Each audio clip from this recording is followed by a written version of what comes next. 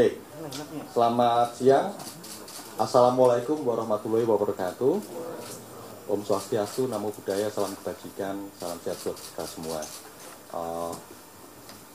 Yang saya hormati Ketua KPU, Pak Sekjen, teman-teman dari media massa yang telah menyediakan waktu untuk hadir pada konferensi pers siang ini. Kami akan menyampaikan informasi termasuk respon kami terhadap beredarnya video di salah satu media sosial terkait dengan pemungutan suara di luar negeri. Nanti sejumlah informasi termasuk detail-detailnya akan disampaikan langsung oleh Pak Ketua.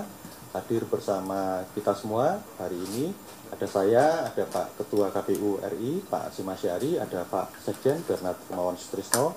Nanti kita setelah penyampaian materi dan kemudian respon dari KPU yang disampaikan oleh Ketua, kita akan buka sesi tanya jawab sekitar 3-4 pertanyaan. Setelah itu kita akhiri.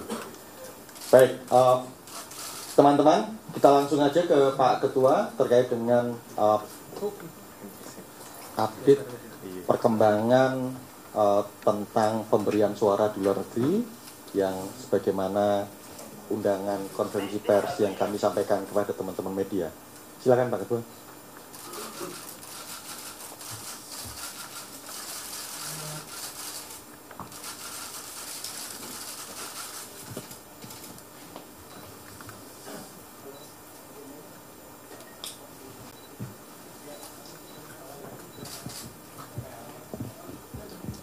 Assalamualaikum warahmatullahi wabarakatuh.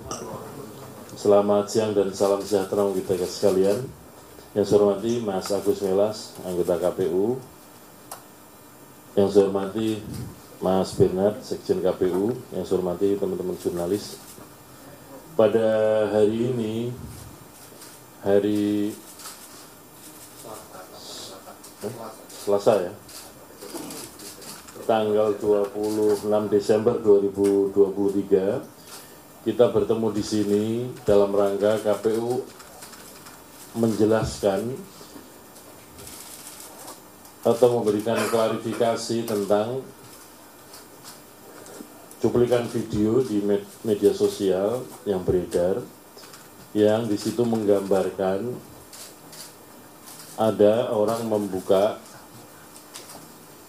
amplop surat suara, dan di dalam amplop tersebut ada amplop lagi yang di dalamnya ada surat suara pemilu presiden, dan di situ ada teks yang menyatakan bahwa pemilih di Taiwan atau Taipei sudah menerima surat suara. Nah, sehubungan dengan tersebut penting kami sampaikan penjelasan, karena hal ini penting. Mengapa? Untuk pemilu di luar negeri,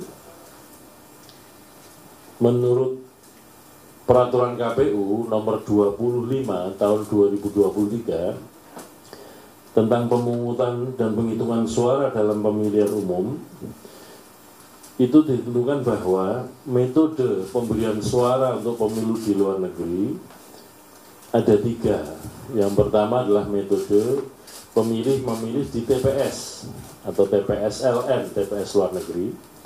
Kemudian yang kedua, pemilih memberikan suara dengan metode kotak suara keliling atau KSK. Kemudian yang ketiga, pemberian suara oleh pemilih melalui metode POS. Metode POS itu PPLN, Panitia Pemilihan Luar Negeri, mengirim surat suara, 2 jenis surat suara ya, surat suara untuk pemilu presiden, wakil presiden. Yang kedua adalah surat suara untuk pemilu anggota DPR RI, dalam hal ini diwakili oleh daerah pemilihan DKI Jakarta II. Nah, untuk metode pemilu di luar negeri, menurut Undang-Undang Pemilu nomor 7 2017, itu dilaksanakan lebih awal, atau pemberian suaranya itu early voting lebih awal daripada pemungutan suara di dalam negeri. Atas dasar tersebut, di dalam peraturan KPU nomor 25/2023, sekali lagi tentang pemungutan dan penghitungan suara dalam pemilihan umum yang diterbitkan tanggal 18 Desember 2023 yang lalu, di dalam pasal 38 ayat 3 huruf B PKPU tersebut ditentukan bahwa tata cara pengiriman surat suara kepada pemilih dapat dilakukan oleh Ketua KPPSLN POS paling lambat 30 hari sebelum hari dan tanggal pemungutan suara di masing-masing PPLN. Jadi pengirimannya itu paling lambat 30 hari sebelum hari dan tanggal pemungutan suara masing-masing PPLN. Jadi masing-masing PPLN hari pemungutan suaranya beda-beda.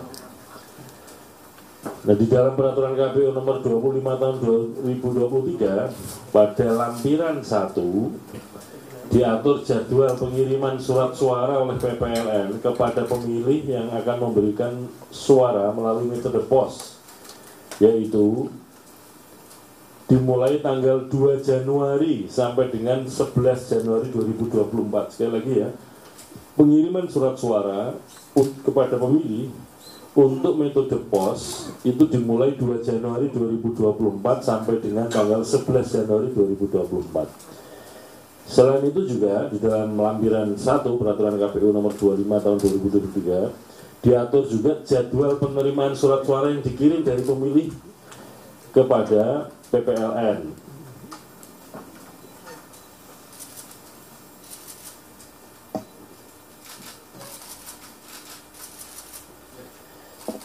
Yaitu sejak surat suara dikirimkan oleh PPLN sampai dengan paling lambat 15 Februari 2024 sebelum surat suara metode pos dihitung.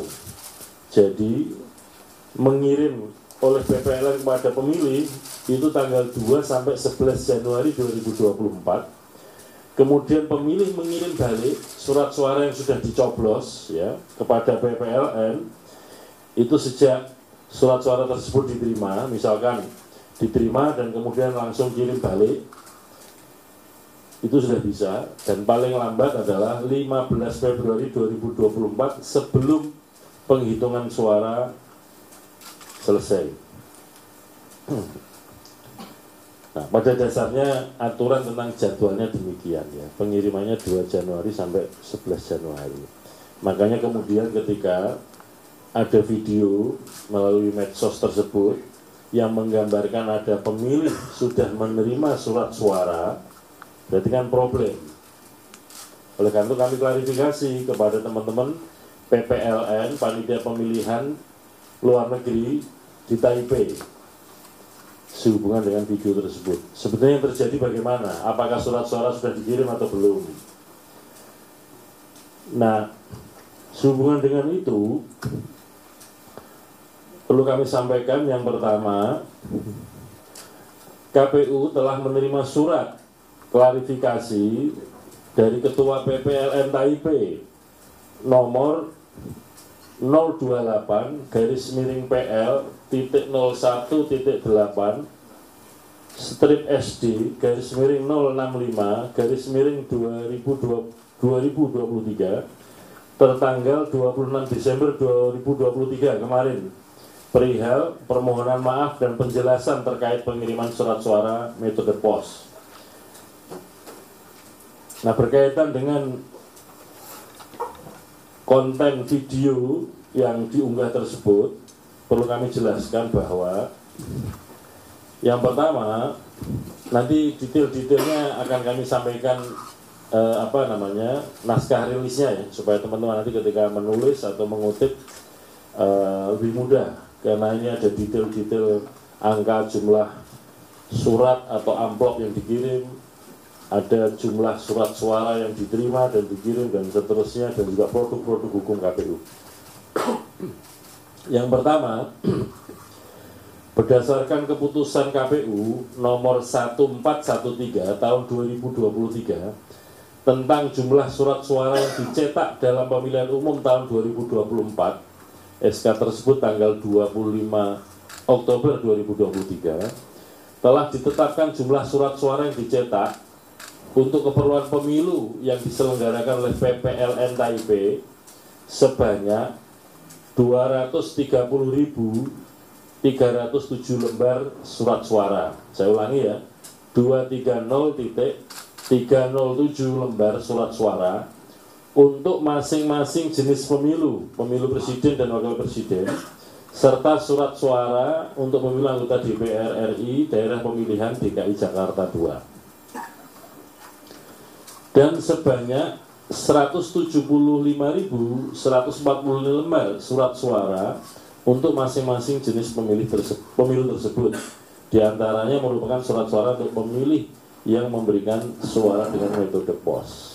Jadi perlu kami jelaskan bahwa surat suara yang dicetak untuk 3 metode pemilih, tiga metode memilih di Taipei, yaitu metode TPS, metode KSK, dan metode pos, itu sebanyak 230.307.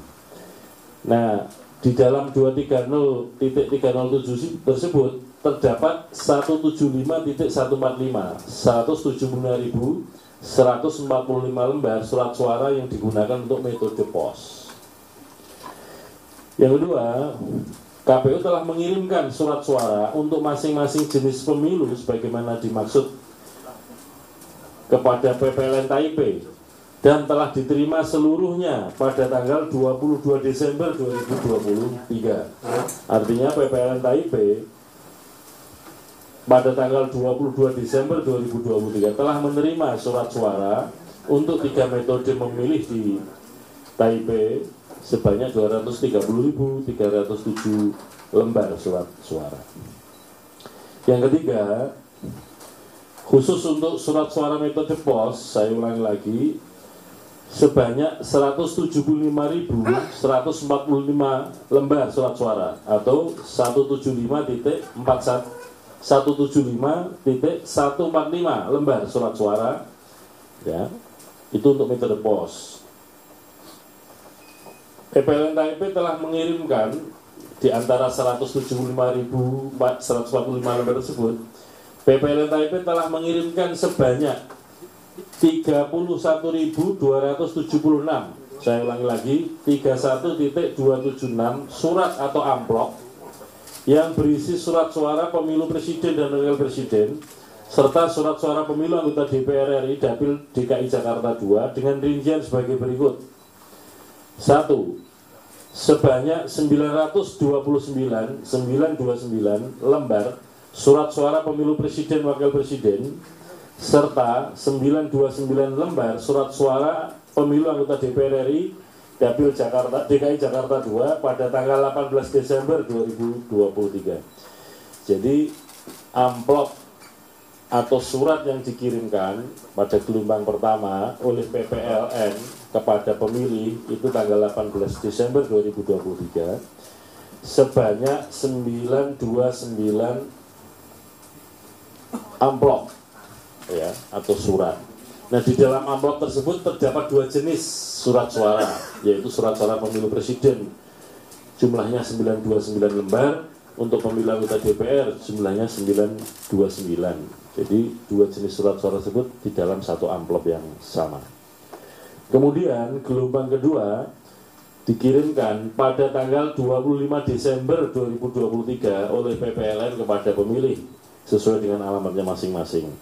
Yang dikirimkan pada gelombang kedua adalah sebanyak 30.347 lembar surat suara. Saya ulangi, 30.347 lembar surat suara untuk pemilu presiden dan wakil presiden dan 30.347 lembar surat suara untuk pemilu anggota DPR RI Dapil DKI Jakarta II.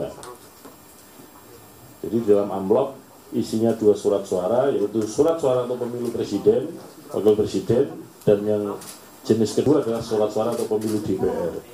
Nah, gelombang kedua tanggal 25 Desember 2023 kemarin itu yang dikirimkan sebanyak 30.347 amplop atau surat yang di dalamnya ada 2 jenis surat suara tersebut. Sehingga pengiriman surat suara untuk metode pos oleh PPLN Taipei kepada pemilih dalam 2 gelombang tersebut, jumlah total surat suara yang terkirim untuk jenis pemilu presiden maupun jenis pemilu DPR itu adalah 62.552 lembar. Saya ulangi, 62.552 lembar. Yang keempat, berikutnya, berdasarkan surat Ketua PPLN Taipei, sebagaimana kami sebutkan terdahulu tadi, nomor 028-PL.01.8 strip SD-065-2023 melaporkan bahwa surat suara untuk pemilih dengan metode pos masih terdapat 143.869 lembar surat suara untuk masing-masing jenis pemilu, yaitu pemilu presiden maupun pemilu DPR yang belum dikirimkan kepada pemilih, artinya masih ada di kantor PPLN Taipei. Sesuai dengan ketentuan sebagaimana dimaksud pada huruf A, pengiriman surat suara yang dilakukan oleh PPLN Taipei sebagaimana dimaksud pada huruf C tidak dilakukan sesuai dengan prosedur dan jadwal yang ditentukan.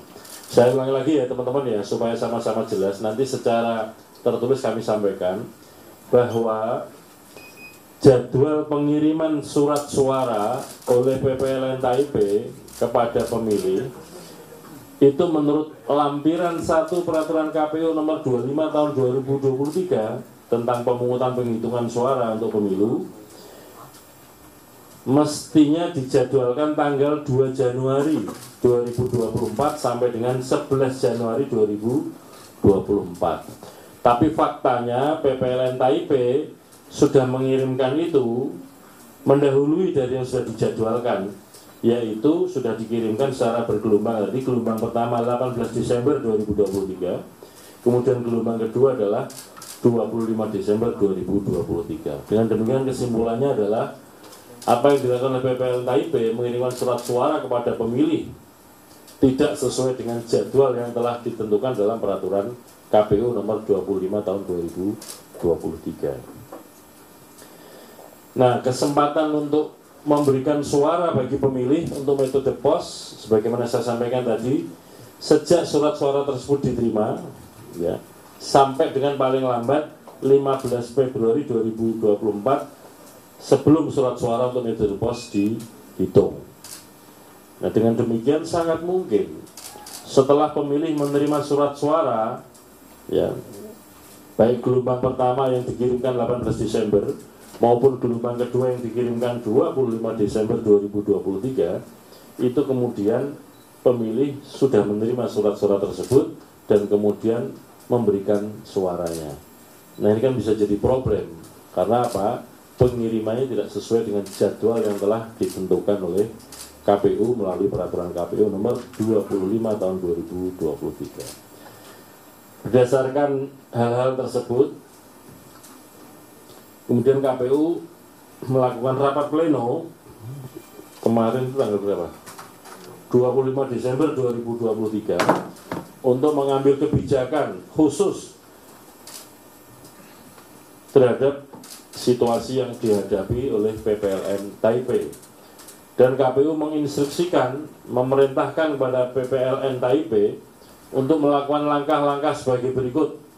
Yang pertama, surat suara yang telah dikirim kepada pemilih dengan metode pos sebanyak 31.276 lembar, 31.276 lembar surat suara untuk masing-masing jenis pemilu presiden dan pemilu anggota DPR RI Dapil Jakarta 2, DKI Jakarta 2 pada tanggal 18 Desember 2023 maupun gelombang kedua tanggal 25 Desember 2023, kami nyatakan surat suara tersebut masuk kategori surat suara rusak dan tidak diperhitungkan dalam pencatatan penggunaan surat suara dalam formulir model C hasil LN pos, C titik hasil LN strip pos. Mengapa kita kategorikan sebagai surat suara rusak? Karena dikirim sebelum waktunya. Ini Dengan demikian tidak sesuai dengan ketentuan yang sudah diatur.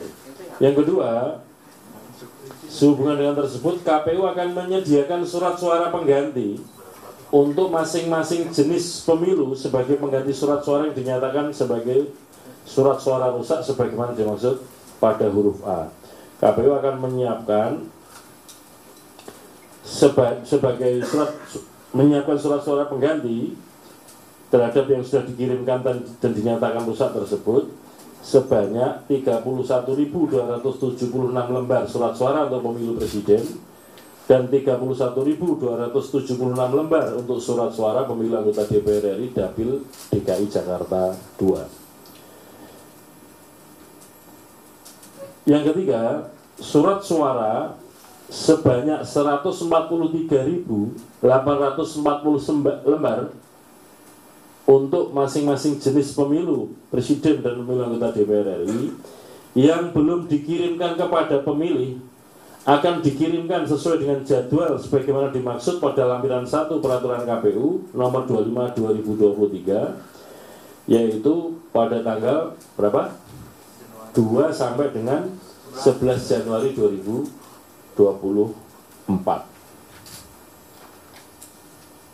Yang keempat, selanjutnya, sebelum PPLN TAIP melakukan rekapitulasi hasil penghitungan perolehan suara pasangan calon dan perolehan suara partai politik peserta pemilu dari seluruh KPPSLN yang TPSLN maupun KPPSLN KSK maupun Metode Pos, maka PPLN TAIP ditugaskan atau diinstruksikan untuk melakukan langkah-langkah sebagai berikut. Yang pertama, memastikan bahwa surat suara yang diterima kembali dari pemilih yang bukan merupakan surat suara rusak sebagaimana dimaksud di atas dan akan diperhitungkan dalam pencatatan penggunaan surat suara dalam formulir model C hasil LN-pos. 2.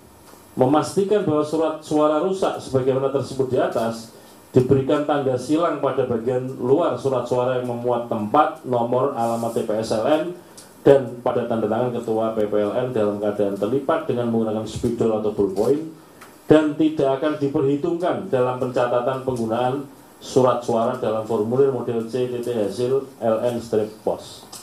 Yang ketiga, PPLN TAIP diminta membuat berita acara tentang surat suara yang tidak dipergunakan tersebut sebagaimana dimaksud pada angka 2 dengan disaksikan oleh saksi para peserta pemilu, baik saksi dari partai politik maupun saksi dari pasangan calon presiden atau presiden dan Panwaslu Luar Negeri TAIP.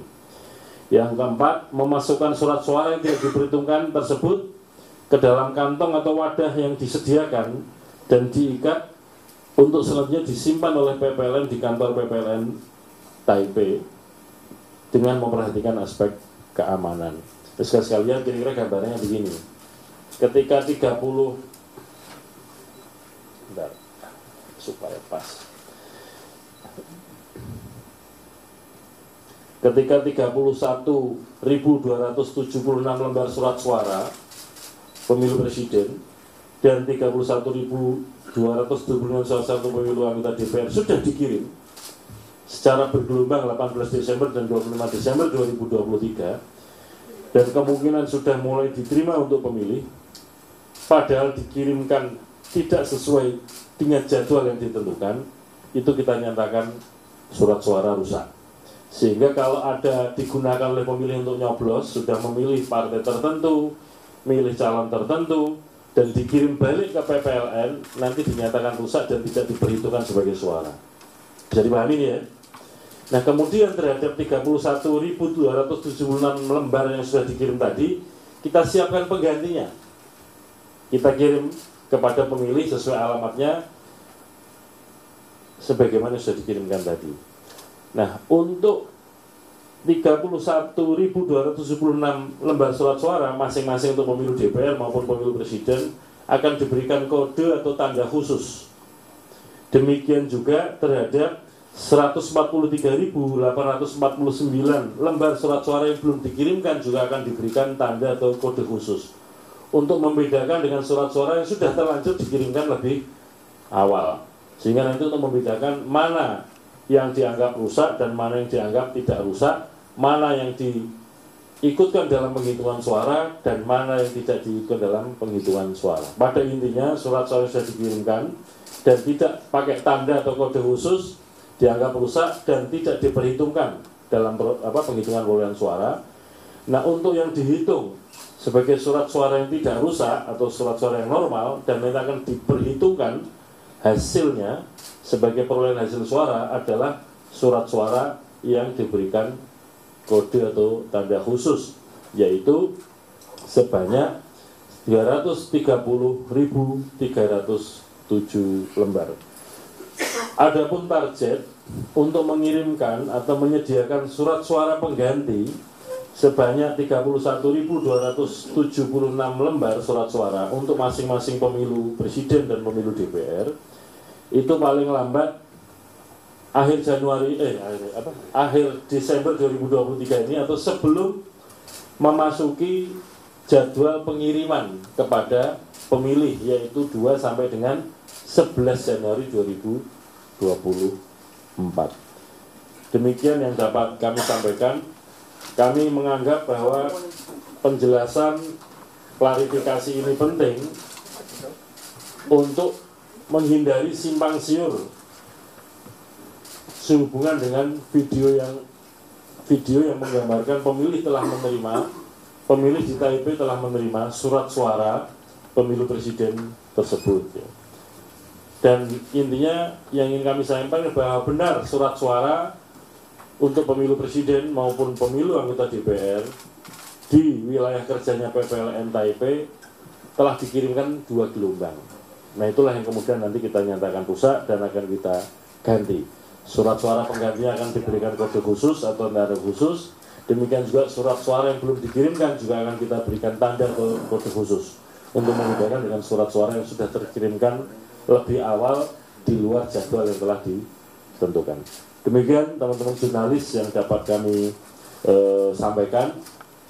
Perkembangan situasi ini juga kami laporkan kepada pihak-pihak terkait stakeholder kepemiluan, yaitu pemerintah dalam ini Menko Polhukam, Menteri Luar Negeri dan Menteri Dalam Negeri, kemudian kepada sejawat sesama penyelenggara pemilu, yaitu kepada Bawaslu dan kepada DKPP.